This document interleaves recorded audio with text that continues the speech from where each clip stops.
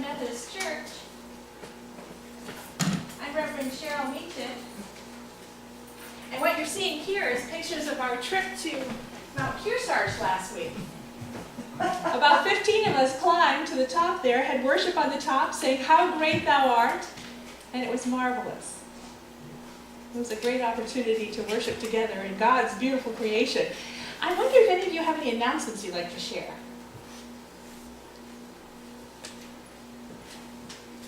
If not, I have a couple. As always, you can join us for our Tuesday morning Bible study at Ruthie's home. The musician in Sunapee is offering a dance workshop for people of all ages and genders. We are going to culminate that with worship, dance in worship. If you'd like to join her, you can contact her at the email address or phone number in your bulletin. Our community lunch is this week. I saw some fixings down there. Felicia's getting ready for that this Tuesday at noon. And our new study, our new Christian book study has begun. We're going to alternate between Grantham and Sunapee churches at 6 p.m. to study the externally focused church. We began last week, but it's not too late to join us. It's a good opportunity to think about ways that we can be the church out in the world. There are a couple of books on the table and back. If you'd like to join us, we'll be meeting here this Tuesday at the Grantham Church. And when we do meet in Sunapee, there are carpools that go, so you're welcome to join in with one of those. There's a congregational development event in the middle of November that I would love to have some of you join me for. It's going to be many workshops, again, about church revitalization. If you'd like to know more about that, you can contact me. Our ad council meeting is coming up. These dates are all in the back of your bulletin.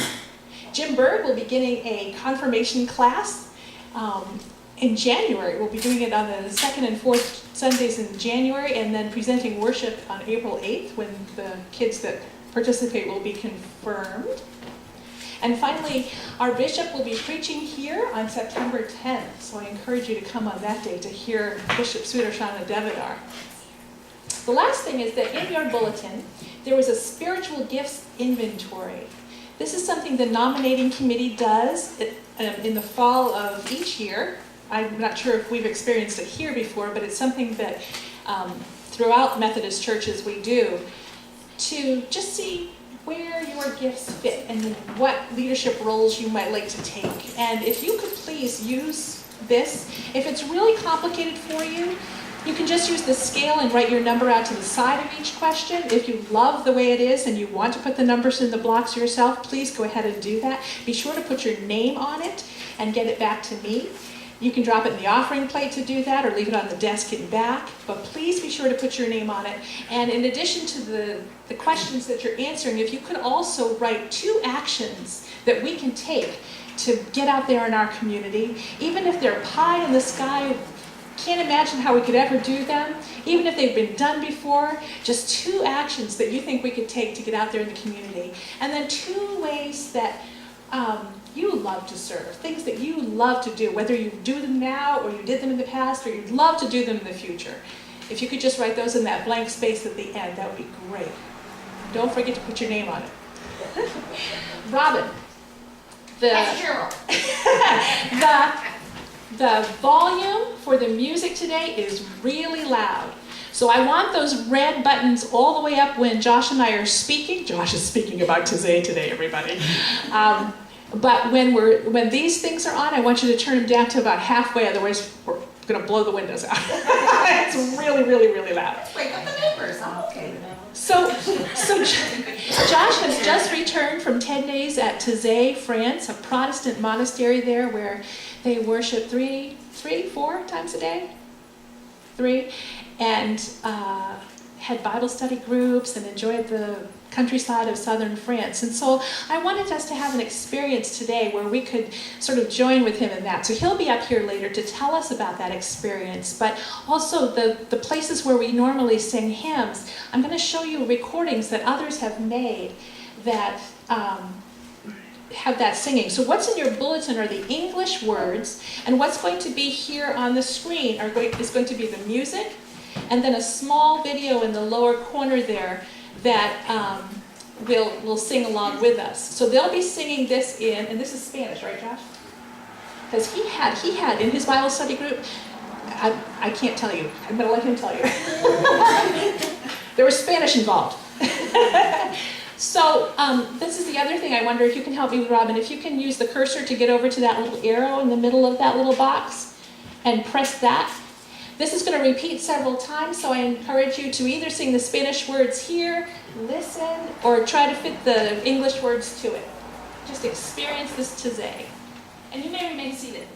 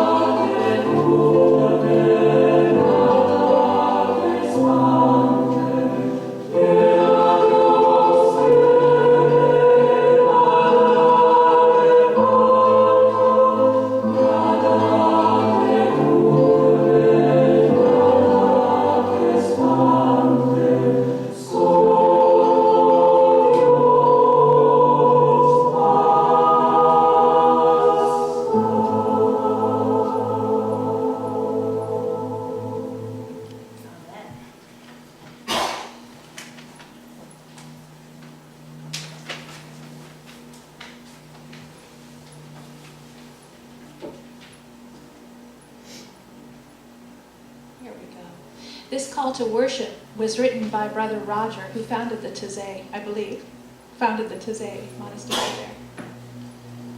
Pray with me. Breath of Christ, loving breath of fire, kindle the deserts of our hearts, penetrate them through and through, melt away all that rebels against the mystery of communion in you. Amen. Don't think we have any kids, but we would like to take the offering. This offering is for the Inside Out Fund that contributes to those in our community who are in need. Want help? Josh? Want help? Good younger hearts. So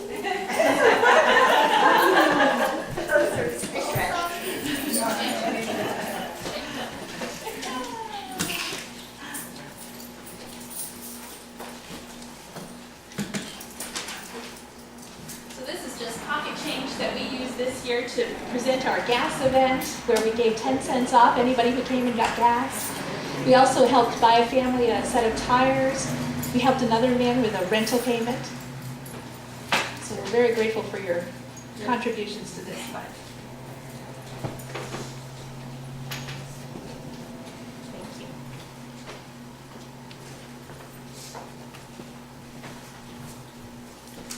Scripture this morning is an epistle lesson from the New Testament, so you may remain seated. This is a reading from Paul's letter to the Philippians, chapter 4, verses 4 through 9. Rejoice in the Lord always. I will say it again, rejoice. Let your gentleness be evident to all. The Lord is near. Do not be anxious about anything, but in everything, by prayer and petition, with thanksgiving, present your requests to God. And the peace of God, which transcends all understanding, will guard your hearts and your minds in Christ Jesus. Finally, brothers, whatever is true, whatever is noble, whatever is right, whatever is pure, whatever is lovely, whatever is admirable, if anything is excellent or praiseworthy, think about such things. Whatever you have heard or received or heard from me or seen in me, put it into practice, and the God of peace will be with you. This is the word of God for the people of God. Thanks be to God. Amen. Stop and hand it over to Josh.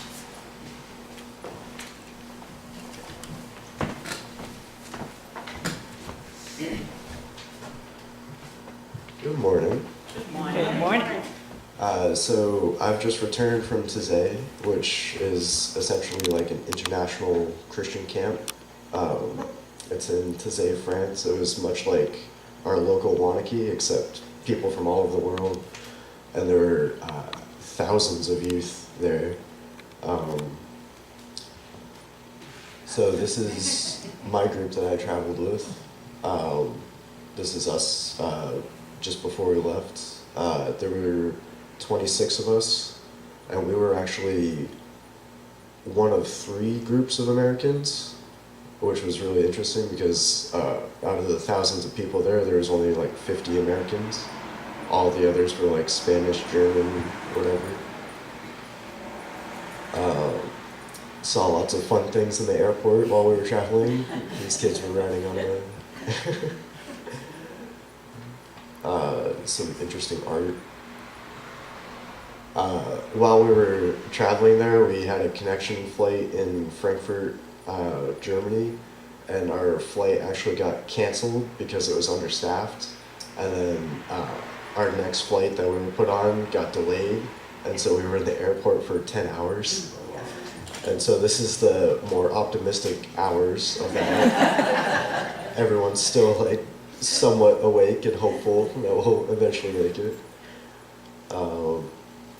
Eventually we did. This is really a bad picture. It was from the plane, but we landed in Geneva, and this was the Alps, and it was very like cool to like fly through them. Yeah.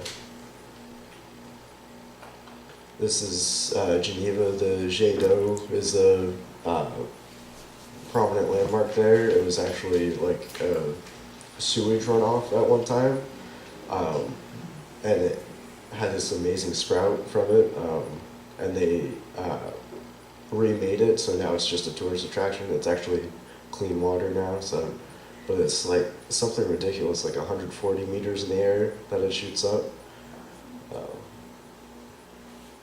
That was just a tree by the hotel that we stayed at. After one day in Geneva, sort of adjusting to the jet lag, we traveled by bus 2 hours to Taize, France. And once we finally arrived, this is the courtyard where most of our time was spent in Taize. Those are a few of my friends that I traveled with. The daily life in Taize was pretty interesting. This is actually the front of the meal line. This is about like 5%. This is like the very front of the meal line. And so like all those people there are like insignificant compared to all those behind us. It was really impressive because that's like the one time you actually see everybody. This was also, those tents were where we like meeted for Bible study, and our group had like a daily check-in just to see how things were going. This was actually the daily check-in, so those are all people in my group that we traveled together. Although while we were actually in Taize, we didn't see much of each other. We were split up and often mingling with people from other countries. While we were in Taize, there was not much electronic use, although I've heard that it's improved since years before. This is one outlet in the church that you can see is very like shared from desperate teenagers with their electronics. They did have Wi-Fi there that you had to pay for, which I thought was interesting because they were kind of like trying to encourage the simple lifestyle, yet they still supply you with the Wi-Fi and such. The format of the camp was basically mainly just a courtyard, but this was along a sidewalk that goes to all the barracks, which is where we stayed, and it's sort of like a luxurious cabin that we stayed in. Other people were in tents. One thing the bishop always asks, like, what can we do to improve this trip? And we said at the end of this trip that we would have rather stayed in tents. And then he was like, well, that's kind of tough because previous years, people, when we stayed in tents, wanted to go in the barracks. Yeah. These were the bells that sounded for every hour and also for a longer duration at the beginning of each prayer. And like that's what they called their services, was prayers, not services. And that was 3 times a day, morning, midday, and evening. And each of them preceded a meal. This was the church. It was very large, as to accommodate for thousands of people. It had an interesting setup, I believe. Yeah. One of our first days, like our first thing to explore was the church. And you can sort of see on the right side, there's like a garage door. And that's actually how they like had crowd control or whatever. It was, when we first went into it, I remarked that it was almost like a very mellow skate park because it was just a wide open area with like no seats or anything. It was just, and it was all slanted down towards the front so everyone could have like a level up so they can see over the people. and then it also had all these extra rooms that sometimes we had meetings in, like this one. But the garage doors open so you can all be a part of the service. This was very early, like maybe 15 minutes before our service, and it's like filling up already. And pretty much every day, especially Sunday, it was like filled to the brim. People were like right next to each other for every service. There were some benches for like handicapped people off to the sides, but most of it was just open floor space where you sat next to people. It doesn't look like there's one in this picture, but there's they sold prayer stools, which were interesting because you kneel down as if you're praying, but then you put the stool on top of your legs and then sit down on it. It was very interesting how that worked. I wasn't one that used one, but I've heard from people that did that it was very like comfortable. And all the brothers, the monks, used them, and they were available for sale at the gift shop. Part of our daily routine was working, or at least for me, I chose to work, but this was my job. It was as simple as holding a sign so people wouldn't use the emergency exits.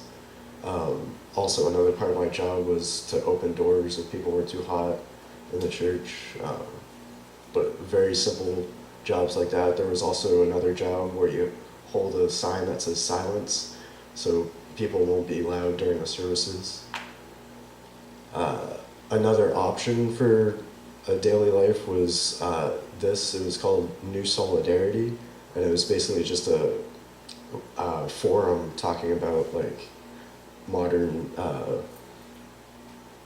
troubles, topics, or whatever. So some of my friends did theirs on poverty, and so that's our group. And they met every day discussing this, and they gave a presentation on Friday, I believe. This was my Bible study group. I believe everyone had a Bible study group, but mine was really cool. We all really liked each other and got to know each other really well over the week. Before we split off into our groups, one of the brothers would give us a lesson, and he was very well like practiced in giving lessons. Probably because he does it like every year round. But we would have a group of about like 100 people gathered in one of those small rooms, and he would give us the Bible study lesson, and then we would split off into our groups, which were intentionally a mixture of people. So I forget, he had an acronym, but it was like international sharing groups or something like that. And so in my group, there's me, the American, there's 2 Dutch, 2 Germans, 2 Spanish, and a Polish girl. And so it was very diverse, and we all had like different opinions around the world and stuff.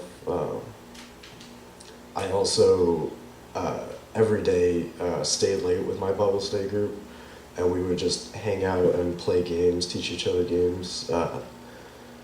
And then it was actually kind of hard for me to like say, oh, I have to go meet with my American group after spending so much time with them. This was Brother Roger's grave, which we went to pay our respects. He was the founder of Taize. He started it all. There was, when they first started it, their like place of worship was like off in the countryside. No one was there. It was only a few very committed brothers that were attending worship, and then like all of a sudden youth started showing up, and so they made a visitor center, but it was like miles away from the church, and so they really didn't intend for it to become such a like event. This is our group paying respects to the grave. This is the front of the church. this is where all the brothers sat, and they all had like a part in worship. Some of them played instruments, and you can see all the microphones lining them. All of them read like scripture throughout the services. There's hedges surrounding them, and so no one else could sit in there. Although Brother Roger had a very like awesome philosophy. He enjoyed like embracing children into the church, and so children are actually allowed to sit with the brothers in that like sacred area. And the brothers, you can see them during the service just like playing with them or like having a conversation.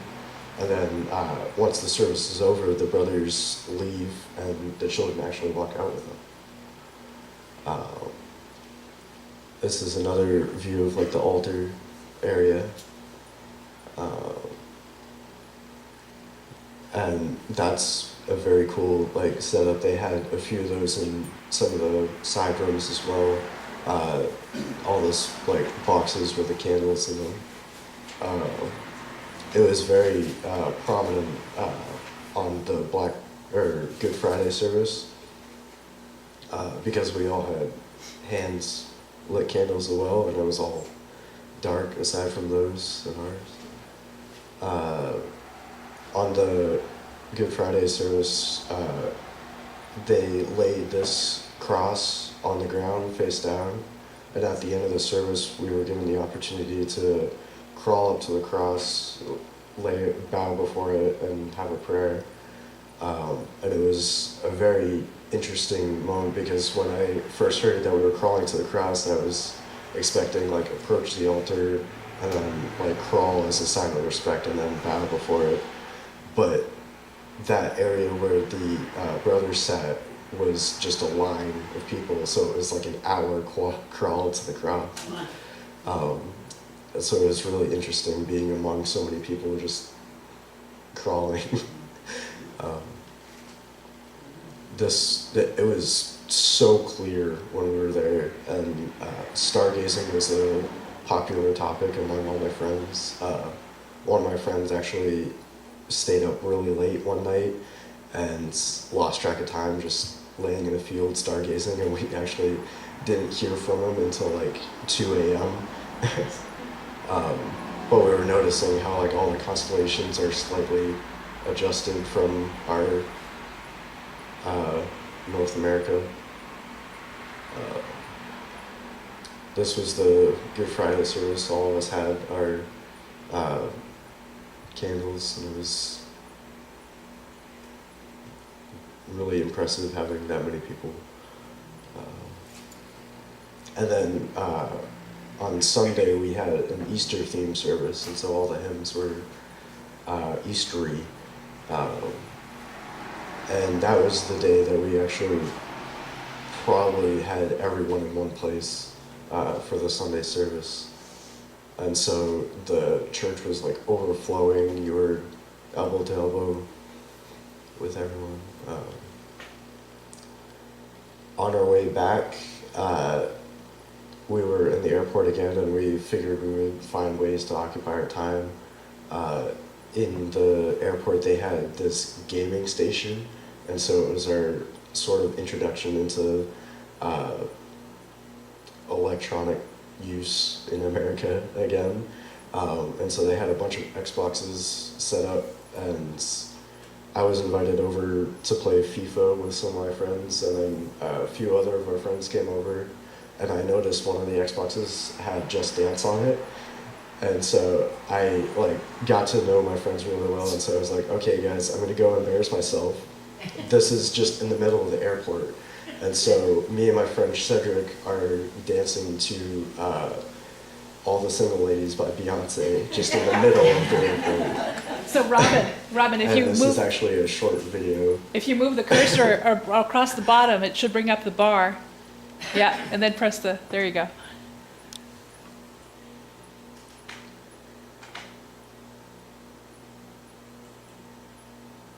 Oh, Does it say not available? yeah. No, Oh, you have But to it was reenact it. I can't remember all the moves, but it was just hilarious, like getting that close with people, and then just among strangers that don't speak our language, we're just dancing to Beyonce.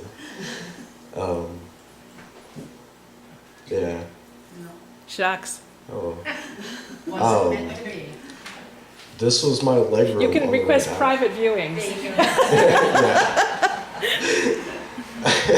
This was my leg room on the way back, which it's like 3 feet of leg room. I was completely sprawled out. But the reason for this is actually they called my name while I was dancing, but our group leader came over and was like, "Did you hear your name get called?" And I was like, "No, I'm busy." But I went to the information desk, and my seat was actually next to a family, and the mother had gone to the information desk and was asking if there was any way that she could have an extra seat for one of her kids. And so the guy there asked me if I was willing to do that, and I was like, "Yeah, sure, no problem."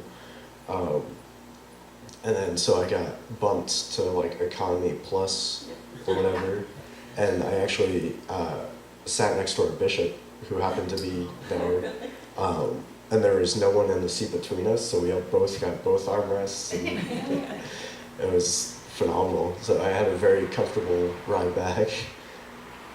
And then this is one of the final moments of the trip.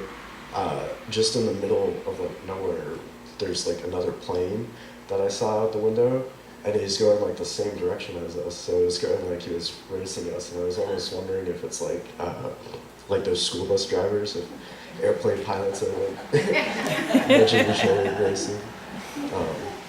Yeah, so it was really cool. I believe that's the last slide. If any of you have questions, I can answer them. Did I hear you say they were doing like a Good Friday and an Easter service in August? Or did you Yeah. go in April? No, they're actually doing it now. I think it was just allowing us to have that experience. Okay. Do they do that for every pilgrimage? Yeah, I believe so.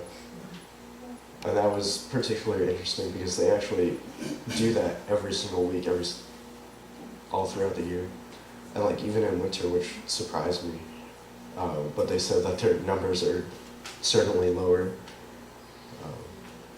Yeah. What was the temperature there? It was similar to here, although I think it was hotter. Most of the days were like in the 80s. There were some mornings that were like 50s and nights, but mostly like 70, 80. Was it humid? Not especially, no. What impressed you the most about your trip? That's hard to say. One thing about the services that certainly like impressed me was the moment of silence. It was a very long, extended silence. Like usually in our service we have like a minute or so, but theirs was like 6 minutes minimum, and sometimes even like as long as like 20. And everyone like stayed for it too, which was surprising. And everyone, well, the first few days when we had jet lag, there was a few people falling asleep, but most of the time everyone was awake. Everyone was consciously being silent. Yeah. Is there any problem with language communication with people from all over the world? There was a little bit of problem with language, but we spoke Taize English while we were there, which is really just a way of saying simple English so other people can understand you. And so everyone spoke English there, but some people didn't speak it as well as others, and so they would stay near their friends who could like translate for them. But pretty much everyone spoke very good English. I think like Dutch and Swedish were like the most, were the best at speaking English. Like you couldn't tell they were from another country if they were over here. Yeah, I had a few moments in Switzerland where I got to practice my French, but other than that, it was all English. Yeah, what were your meal our meals were very simple as well, with the whole like lifestyle. It was for breakfast, I guess I'll start with that. It was either 1 or 2 loaves, like really small loaves of bread, and then you could have hot chocolate or tea, and then a couple bars of chocolate, and then butter, and then that was it for breakfast. And that was the same every day. And then after midday prayer, we would have lunch, and lunch and dinner were essentially the same. And it was like a bowl of like a very simple meal, like rice and beans or potato salad or something like that. That's very like easy to make. And someone mentioned, I don't think it was in relation to that, but how like making something similar would just be like putting 2 cans together.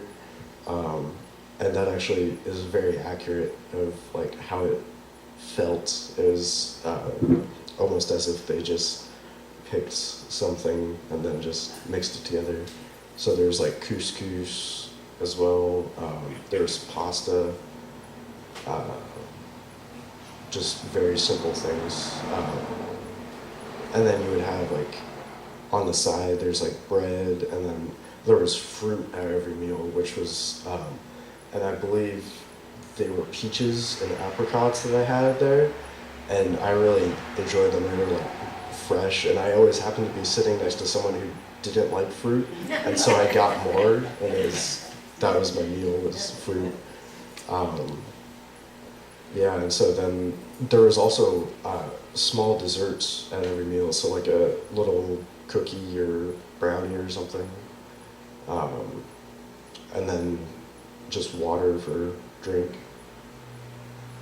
And then there was also at 5 there was tea time, which you get tea and then like some sort of like pastry. And for tea and breakfast, you didn't have to have a meal card, and so you could go up for seconds if you wanted, and that was awesome. And that was typically the time that we would meet for our group, was tea time.